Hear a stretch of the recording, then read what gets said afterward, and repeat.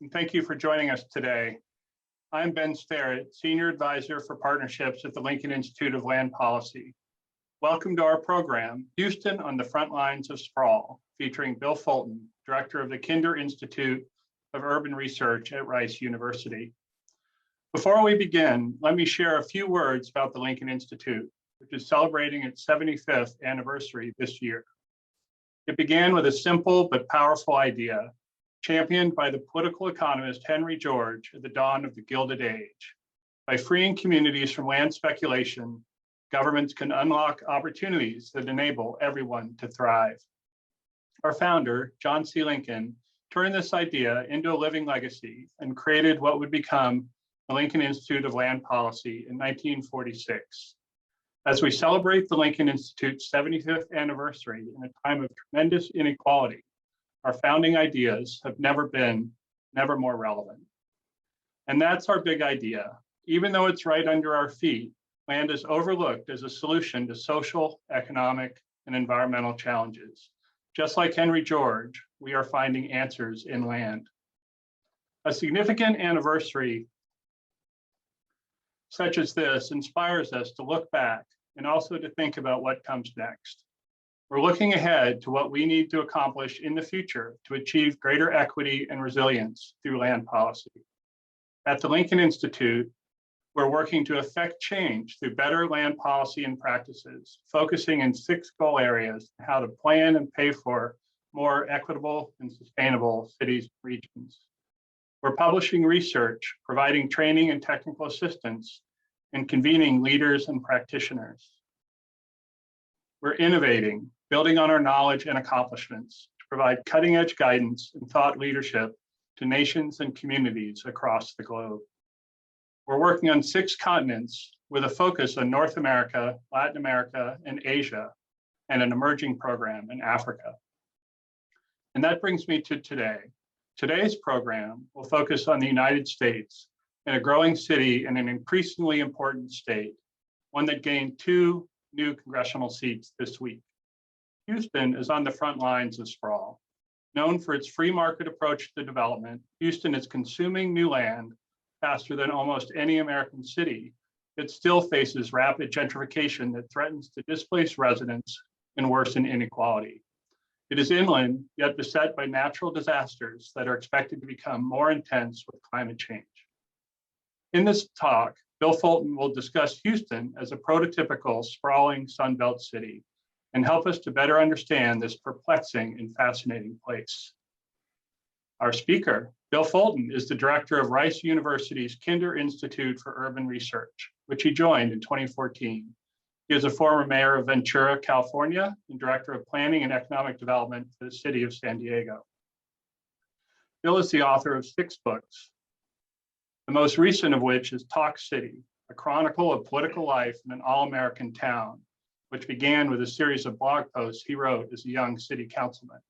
He currently serves as board chair for Metro Lab Network, a national network of research partnerships between cities and universities, and vice chair of Link Houston, a transportation equity advocacy group.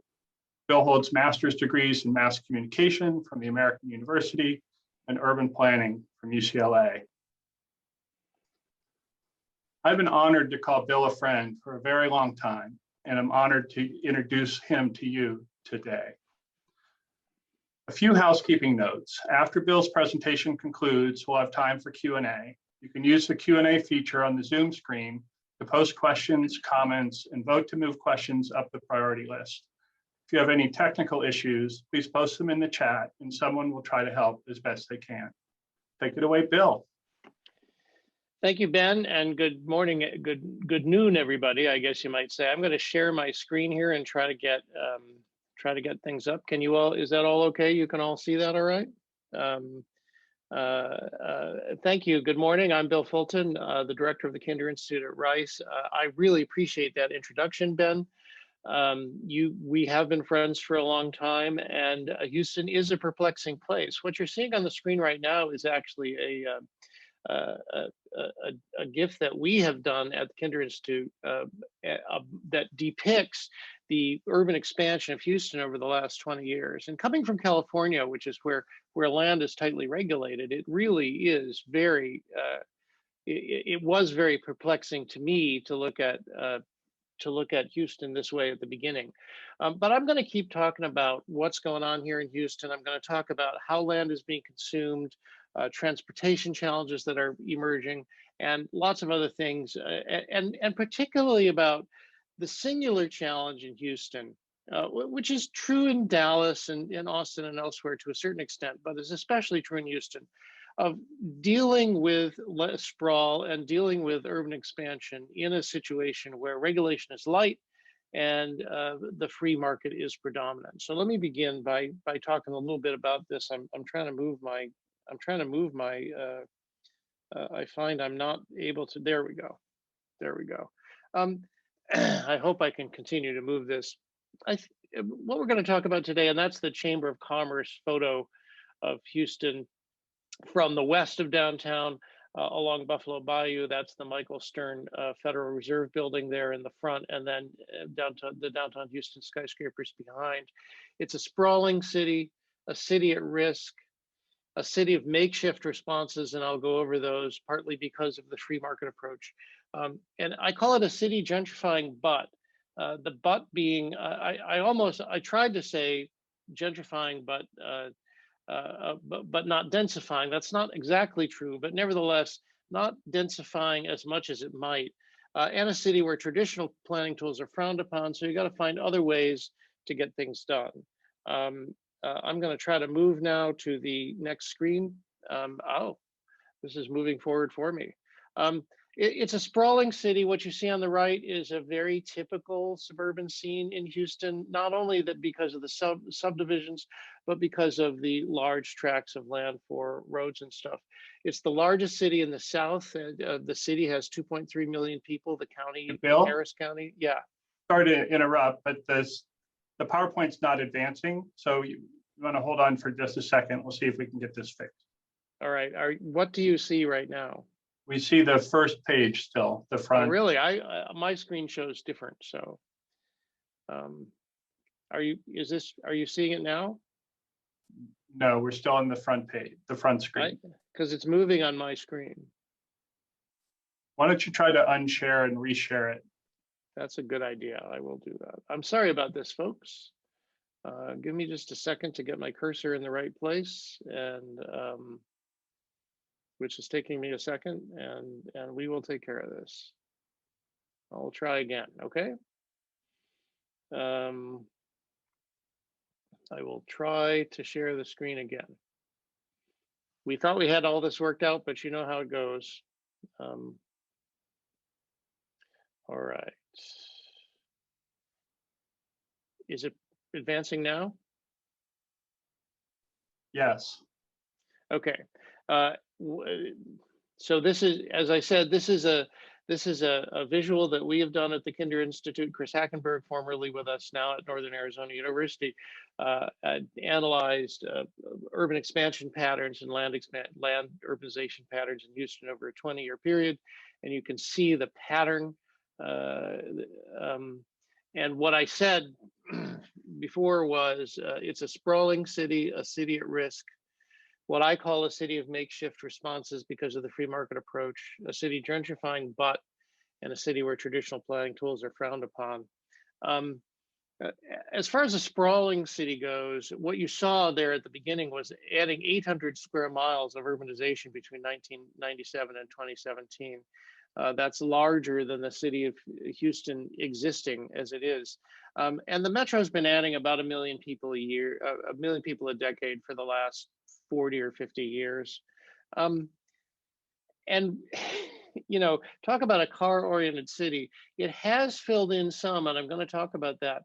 But this is my mentor here at Rice, Professor Stephen Kleinberg, sociologist.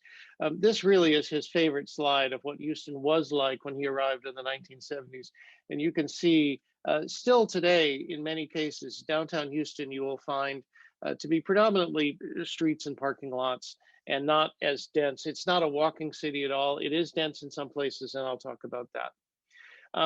We have undergone considerable freeway expansion, and there are several more freeway expansions underway. This is I-10 through central Houston. This is very close to downtown Houston. This is the widest freeway in the United States. It's 26 lanes, counting frontage roads and HOV lanes. And now the Texas Department of Transportation, TxDOT is talking about expanding it again. It was expanded at a cost of $1 billion a few years ago, filled up immediately. Similarly, you may have heard some publicity recently about the Biden administration putting a pause on the proposed expansion of I-45 through downtown. I-10 is the east-west road, I-45 is the north-south road. This is what the expanded I-45 would look like immediately adjacent to, downtown Houston once it is expanded. This was temporarily stopped by Biden and Buttigieg. TxDOT's moving forward with it. We will see whether the Biden administration decides to make I-45 a case study in trying to stop urban highway expansions or not. In addition to that, I think the important point to make, and this is the typical freeway map you'll see of Houston, you see I-610 is the first loop there. That's typically called the loop. Inside the loop is the older part of Houston. That's where Rice University is. More recently, a second loop was created, and now a third one, the Grand Parkway, Highway 99. You can see it's mostly not even in Harris County, and we are getting a considerable, particularly in the western part of this area, we are now beginning to see considerable urban expansion and considerable urban development. So for example, this is pretty typical. I picked this photo just because it seemed like the real estate agent was trying to sell the driveway more than anything else. This is what is for sale for $180,000 right there on the western side of the Grand Parkway of Highway 99 in the green part over there. That part is just opened. The Grand Parkway has a circumference of almost 200 miles. So other than Galveston Bay, Houston really has no natural barriers to expansion. It's pretty much flat. There's forest to the north, prairie to the west. It is about 170 miles to Austin from downtown Houston. You see that metropolitan Houston already consumes about 30 or 40 of those miles. So to begin with, it's a sprawling city, like many other Sunbelt cities. It's very auto-oriented. About 200,000 people ride the bus or the train, mostly in central Houston. But it's like most Sunbelt cities, a very auto-oriented city. It's also a city at risk. And this is extraordinary. What Ben said in the introduction is really true, that even though Houston is 50 miles inland, it is very much at risk for flooding and hurricanes. And you see the list here of things. I arrived in 2014, and in the 3 years after I arrived, we had 3 500-year floods: the Memorial Day flood, the Tax Day flood, Hurricane Harvey, which was, of course, the worst rain event in American history. And then, as many of you heard just a couple of months ago, we saw basically all of the water and power knocked out by the strain on the electricity grid during Winter Storm Uri just a couple of months ago. So Houston, and then I'm not even listing COVID because that affects everybody, but Houston has gained a reputation for being unusually risky and particularly flood prone. Which is becoming a reputational problem to the city, but also a practical problem for the people who live here. Both rich and poor neighborhoods got hammered by Hurricane Harvey in 2017. The picture on the left was a pretty typical picture in a lower income homeowning African American neighborhood. You saw that for miles and miles and miles. And then on the right is a very typical scene from Meyerland. And in addition to that, there's considerable risk to the economy and the environment in the United States, actually. Representative Lizzie Fletcher, one of our local Congress members, is really pushing the idea of building a storm surge barrier for $30 billion out in Galveston Bay, because if a hurricane came in at the wrong angle, which actually almost happened with Hurricane Ike, that's why the storm surge barrier is called the Ike Dike. If a hurricane came at the wrong angle, came up roaring up the ship channel, it would be environmental devastation, because that's where the oil and gas and petrochemical complex center of the country is. It's also very interesting, a city of makeshift solutions. And this is because I think the government, understandably, given Houston's free market approach, has not taken as strong or aggressive as an approach to many of these problems as we see in other places. So, for example, when I arrived in Houston, I was very surprised to see so many open drainage ditches. And it wasn't, the open drainage ditches aren't really related to the quality of the neighborhood. All kinds of neighborhoods have open drainage ditches. This is not a particularly poor neighborhood, but poor neighborhoods in particular do have such drainage ditches. And so it surprised me that there were such makeshift solutions. It was a city, particularly between the 50s and 80s, that was thrown up quickly without much regard to long-term consequences. It is, of course, a city without zoning for use, and I'll get back to that in a minute. Houston is by far the largest city in the country with no zoning. The second largest city is the Houston suburb of Pasadena, Texas. Both of those cities have no zoning for use. Houston does have other development standards. It's not like it doesn't have development standards. There are parking requirements, setback requirements, all the typical stuff, but there is no zoning for use. You can put whatever you want, wherever you want. Once you do that, you have to follow a set of regulations. There are, as I'll get to in a minute, there are ways in which neighborhoods protect themselves, alternatives to zoning, which I'll get to, but those tend to be inequitably distributed across the city. This may or may not be a makeshift solution, but actually one characteristic of Houston, people complain that the streets flood when we have a flood. This is Allen Parkway along Buffalo Bayou near downtown. In fact, streets are designed to flood in Houston so that your yard doesn't flood. I don't know if that's a makeshift solution or good planning, but it is an unusual characteristic of Houston. As I mentioned a minute ago, there is no zoning for use, but affluent folks do protect themselves from encroachment by very strict deed covenants, which are in fact enforced by the city. So some aspects of those deed covenants are actually enforced by the city. So here you see a good example of an affluent neighborhood in the general River Oaks neighborhood, which is one of the most affluent areas in the country. This is near the Galleria Uptown area, the neighborhood that was the business district that was developed primarily initially by Gerald Hines, starting in the 50s and 60s. And you can see that there is more or less permanent low-rise single-family housing, even as the high-rises are scattered among them. So this is a pretty typical scene where you will see neighborhoods that will protect themselves with deed covenants, even when they are extremely closely connected to high-rise job centers and things like that. One of the most interesting things about Houston is these alternatives or workarounds to zoning. Because there is no zoning for use, many affluent neighborhoods have deed covenants. Some neighborhoods use historic preservation districts partly to protect their neighborhood, and less affluent neighborhoods actually use a neighborhood initiated large lot provision. Neighborhoods can initiate large lot, not zoning, but large lot development standards. Many less affluent neighborhoods do that to try to prevent the influx of townhomes and prevent gentrification. So there's all kinds of zoning workarounds. When I say it's a makeshift city, a city of makeshift solutions, these are some of the examples. Makeshift solution, again, during Hurricane Harvey, we have two large reservoirs, and during Hurricane Harvey, Barker Reservoir flooded. You see the map here of the flooding. What you see in the outline of the yellow, that's actually the flood, that's actually the reservoir border. Many houses were built inside the reservoir border, and the people who lived there, unfortunately, actually thought the reservoir was there to protect them.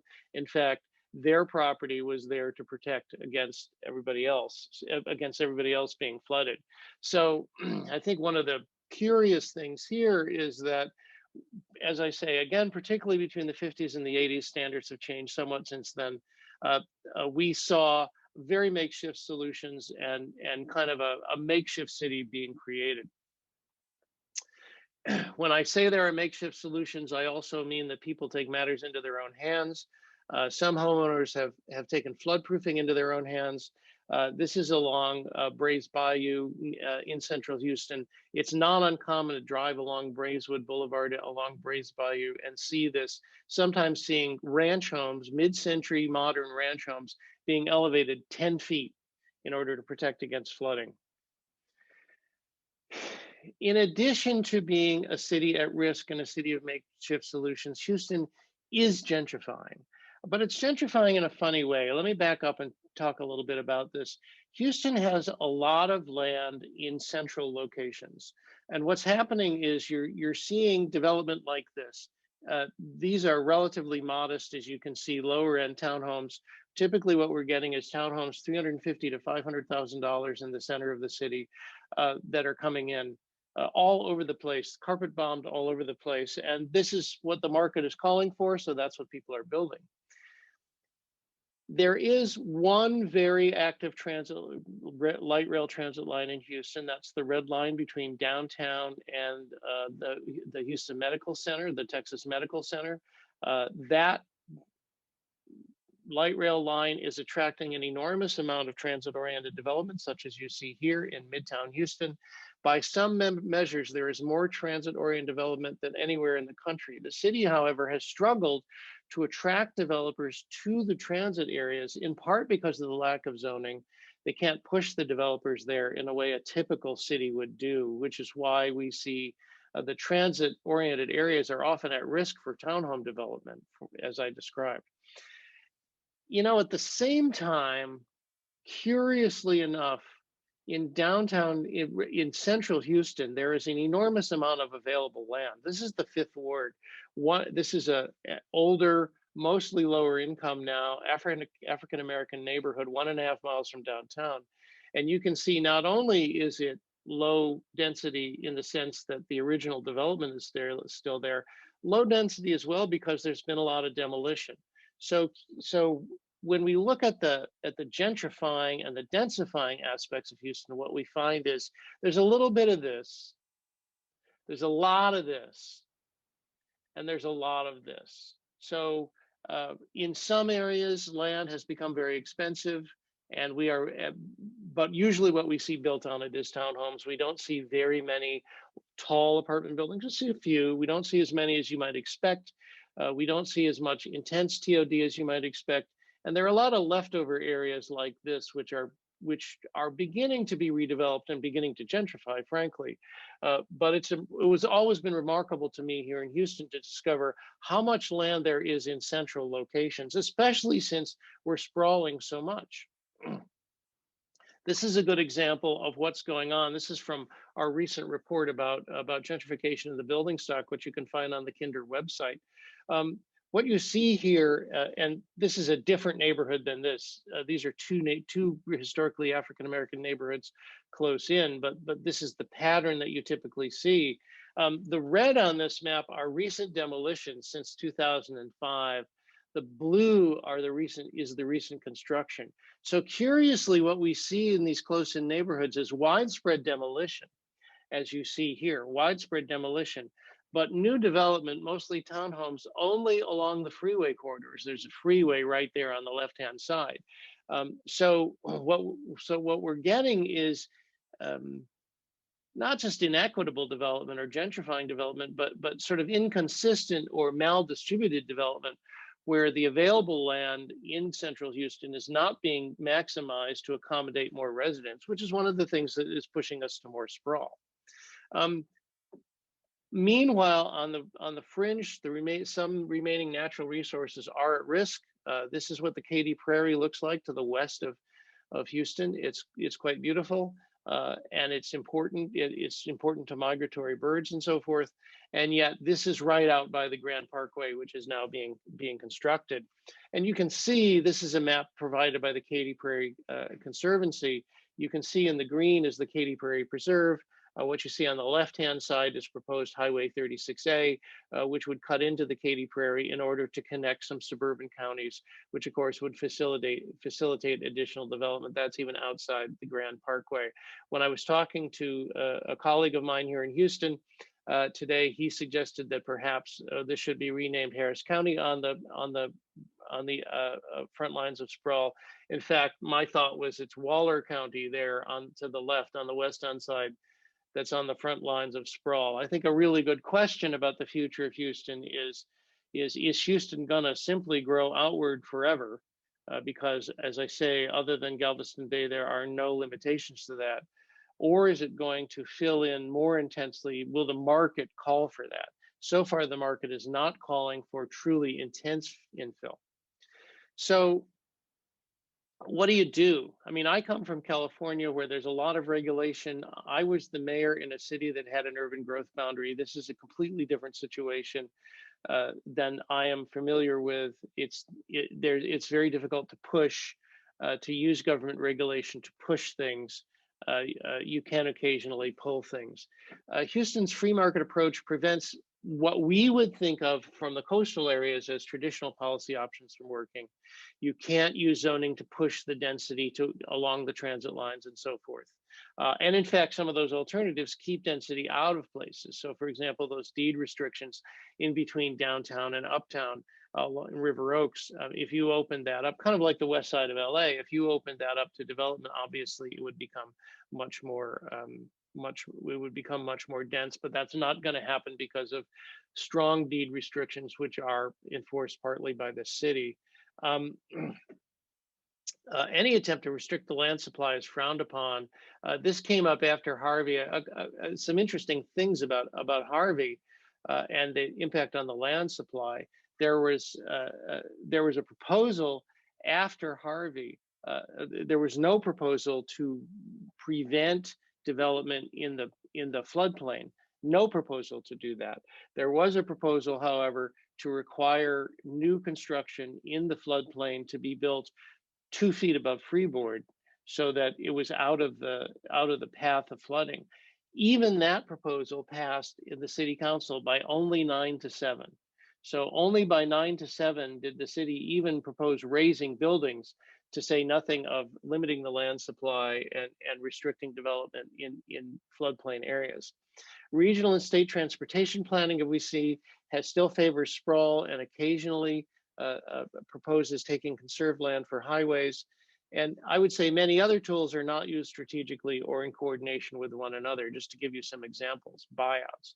Harris County, I'm trying to remember whether I have another slide. Yes, Harris County, this is a typical buyout situation. This is actually from the Harris County Flood Control District website. Harris County has the most robust buyout program in the country, buying out property that is flood prone. But in general, it has not been creating open space intentionally or strategically. Here you see a map of the properties that have been bought out. Yes, they are along the bayous. They are not necessarily creating larger open space areas. We have talked a lot in the region about if it's possible to create open space and green space in a more strategic way in combination with protecting the region from flooding. Another example and this is not uncommon around the country, but it's particularly striking here since we don't have zoning.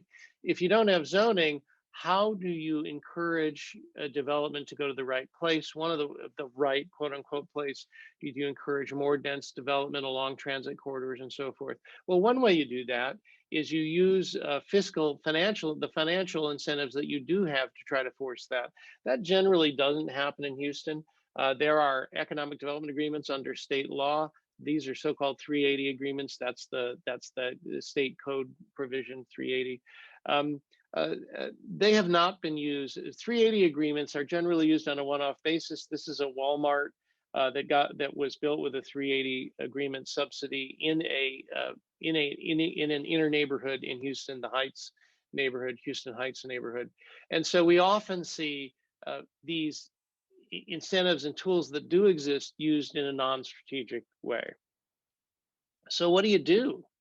Well, the first and most important thing you have to do, and planners will always say this in Houston, is you have to begin by accepting current market conditions. That means often sacrificing density in locations where you ought to have high density. So the market, or what the developers seem to want to build, is townhomes, these $350,000 to $500,000 townhomes in the gentrifying neighborhoods. even along the light rail lines, mostly with one exception. So you take that, right? That's one thing you have to do. One thing that it might be possible to do, which we have tried to point out, is that ill-advised development costs a lot of money in the long run. You know, when you buy out property after it's developed rather than before it's developed, right? That costs a lot more money. Of course, the developers make their money along the way. You have to use land purchases whenever you can. I made the example about how 36A is possibly going to infringe on land already owned by the Katy Prairie Conservancy. But we do see land purchases wherever possible. The map here is kind of the alternative green map of Houston. What you see on the right-hand side, what you see in the light colors is that's the freeway map, the 3 loops. But what you see in the green are the 7 or 11, I can never keep them straight. There's either 7 or 11 bayous that form the natural imprint of Houston. And so right now, for example, the Bayou plan, the Bayou 2020 plan, which is being built out, is creating one of the most wonderful park systems, linear park systems in the country, 120 to 150 miles of linear park. But that requires acquisition, that requires strategic acquisition by both public and private entities. You have to align the financial incentives with policy goals, and you have to be intentional and strategic.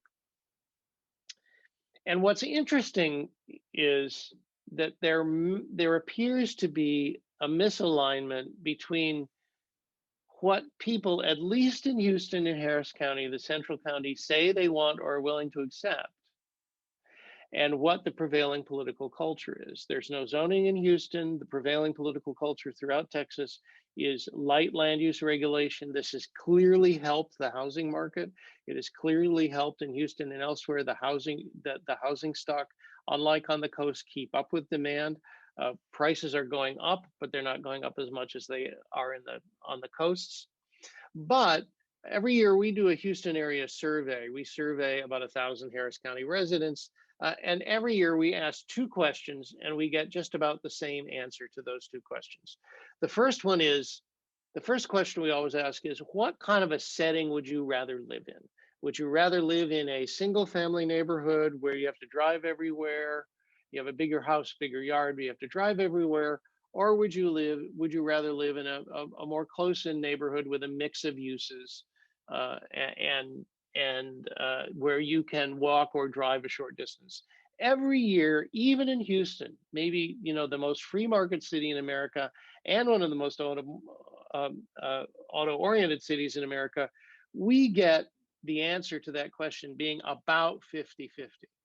So that suggests to me that somewhere in here there is more demand for urban living than the supply we're creating. And so maybe that's why it manifests itself in townhomes. I'm not sure. We can talk about that in the Q&A. The other question we ask is really interesting. We often ask a question like, should the government engage in better land use planning, or should developers and landowners be free to build whatever they want?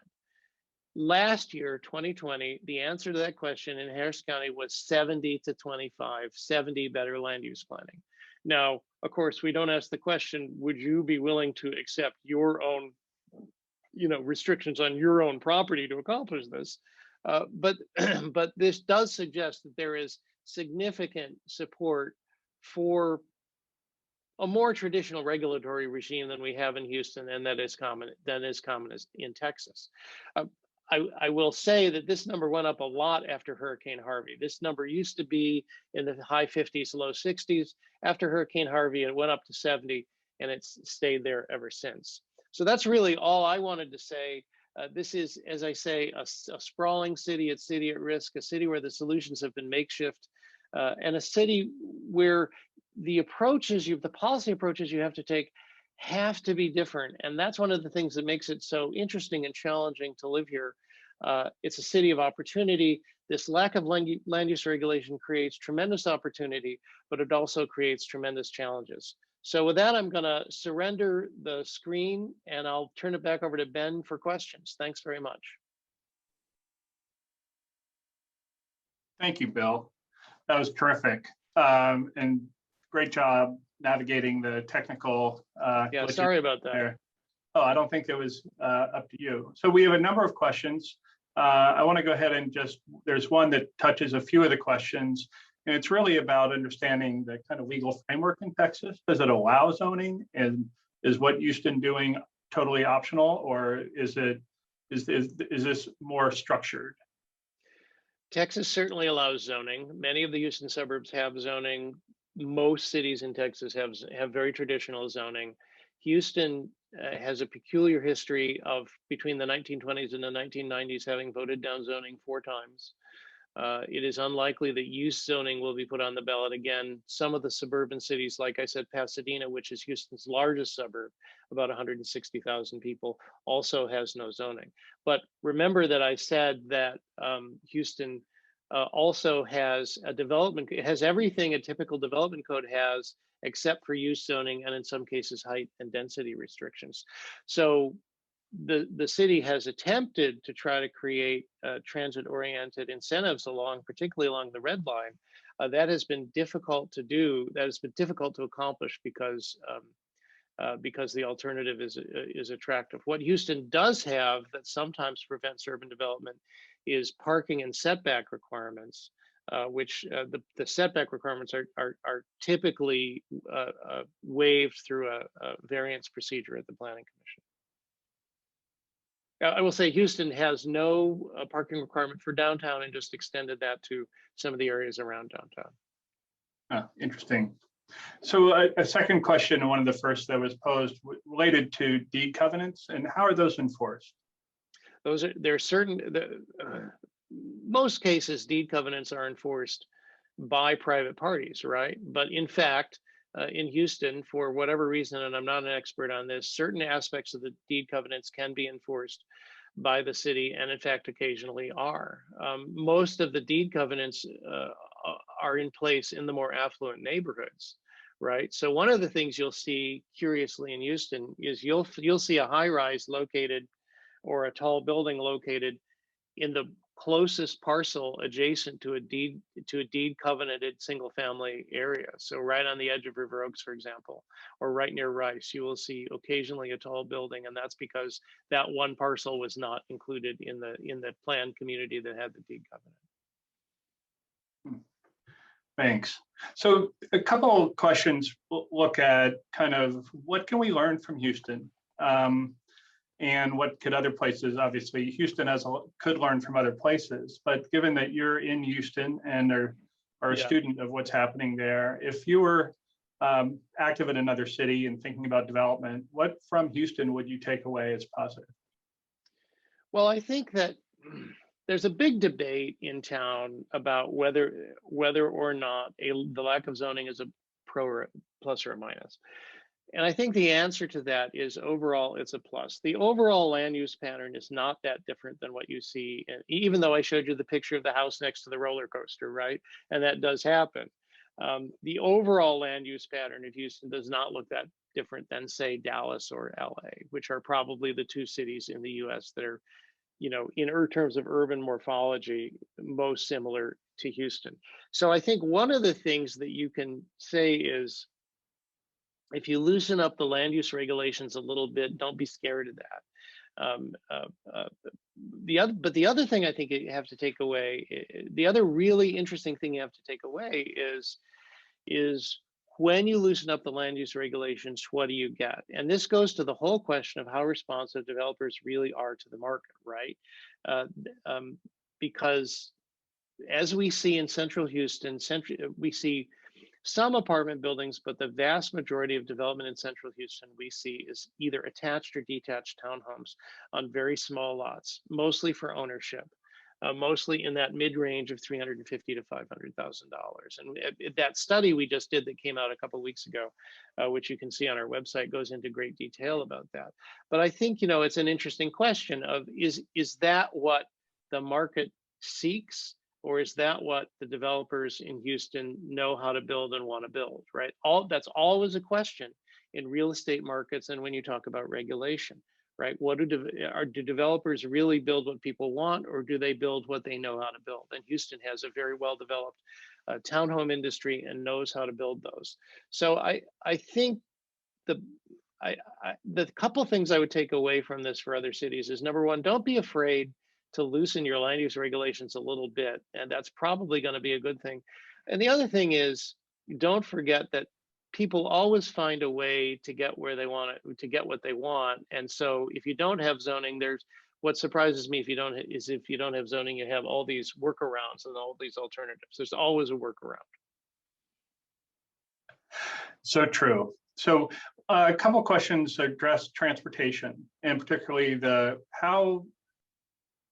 role of local, regional, state transportation agencies in abetting or helping to deal with sprawl. And how is Kinder Institute working or see those relationships?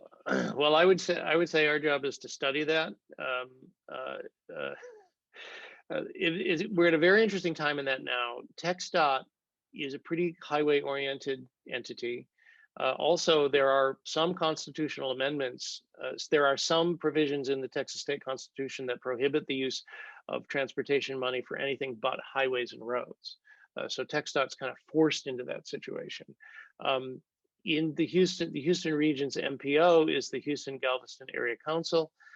That is a combination of like any other MPO that has a board made up of both urban and suburban office holders. And right now there's kind of a debate on that. The suburban office holders are prevailing, which is why we continue to see highway development, highway plans on the fringe into the adjacent counties, right? Houston and Harris County representatives are now pretty much against further highway expansion. Suburban county representatives are for it. They have the balance of power at HGAC right now, although it's getting closer than it was before. And as I say, this whole debate over I-45 expansion is going to, I think, set the future tone for the region. TxDOT does have a number of additional plans for expanding urban highways in Houston, and whether or not I-45 goes forward as it is currently designed, and there's pros and cons to the redesign of it, which I can go into, I think will dictate the future of transportation in Houston. And we didn't expect to see Biden and Buttigieg jump in, but they did and put a temporary pause on at least the federal funding of the project. Thanks. So why don't we go back to the no use zoning, or the fact that your zoning doesn't deal with the type of use of the property. One question related to that is, as you know, zoning has its roots in public health and trying to ensure residents or people aren't harmed by neighboring businesses, right? And so how does the industrial residential kind of interface work in Houston? And then the question I have from Ben's point of the Lincoln Institute is, how does that affect property valuation? That's a really good question. In fact, we are doing a project right now. You might have, as a précis, I'll say, you might have seen the editorial in the New York Times a couple of weeks ago about the University of Chicago property tax fairness project that they're doing. Well, University of Chicago has given us their data for Harris County. We're going to break that down. We're going to break that down to sub county geographies here in Houston. The answer to the question about the interface between industrial and residential is that the industrial development in Houston, which is mostly along the ship channel, it's mostly refineries, petrochemical plants, does infringe on neighboring residential areas pretty significantly. There are what is called fence line communities. Those are communities just outside the fence line of those locations. They're working class. They're largely Hispanic. And those folks are pretty burdened. The state also tends to take a light hand in regulating the industries in environmental quality. So that has a negative impact on a lot of the surrounding neighborhoods. I will say, though, interestingly enough, the cities and the school districts have a complicated relationship with the refineries and the other industrial facilities because they will pay payments in lieu of taxes to the cities and the school districts. So these relatively poor communities actually are property tax rich in many cases. My wife is a teacher in Pasadena School District, which is adjacent to a lot of the industrial facilities, and she says that although her students are economically and environmentally burdened, she's never had more resources at her disposal in order to deal with it because of this relationship between the Pasadena School District and the industrial facilities surrounding it. And the valuation question, as far as if you don't know what land use is going to go there, how do you know what the value of the property? Well, that's a good question. I've never asked the assessor that question. And so I really don't know the answer. I assume they have to make a guess about highest and best use. I will say that our former school superintendent, Terry Greer, who came like I did to Houston from San Diego, once said, "You can pass all of the bond issues you want. I still don't know where to build the schools," because he doesn't know he doesn't know where the residential property is gonna go. So I'm sorry. That's a great question, and maybe we should look into that. I will see if I can get an answer to that question somehow. Thanks. So let's stick with the question around housing, and two questions there. One is Houston not seeing the kind of downtown walkable infill that some other Sunbelt places are seeing? And if so, why not? And where is the demand for housing from in Houston? Where is that? Well, the answer to the first question is there is some walkable stuff going on downtown.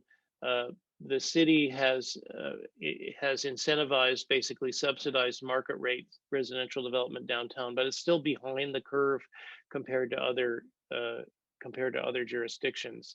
We only have a few thousand housing units downtown at this point.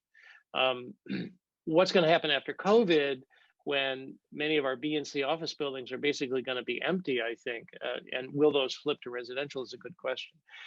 The opposite is the case in the neighborhoods immediately surrounding the downtown, including the one that I live in, which are where property values are going up quickly, where demand is high. In fact, the area immediately east of downtown has been highlighted by various studies as one of the most rapidly gentrifying zip codes in the country. Where's the housing demand coming from? That was one of the questions. Yeah.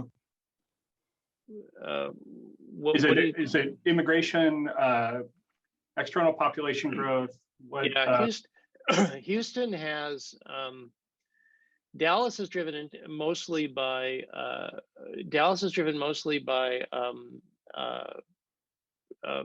internal migration from the United States. Houston is a more international city. We're getting more international immigration. So there is it's pretty much an even mix of internal migration, international immigration, and then population growth from natural increase. It's pretty evenly split among those three in Houston. Interesting. So we're going to getting close on time. We've got a lot more questions that we're going to be able to answer. We're going to be saving all of these questions, and we'll take a look and we'll try to get back to people if we can. I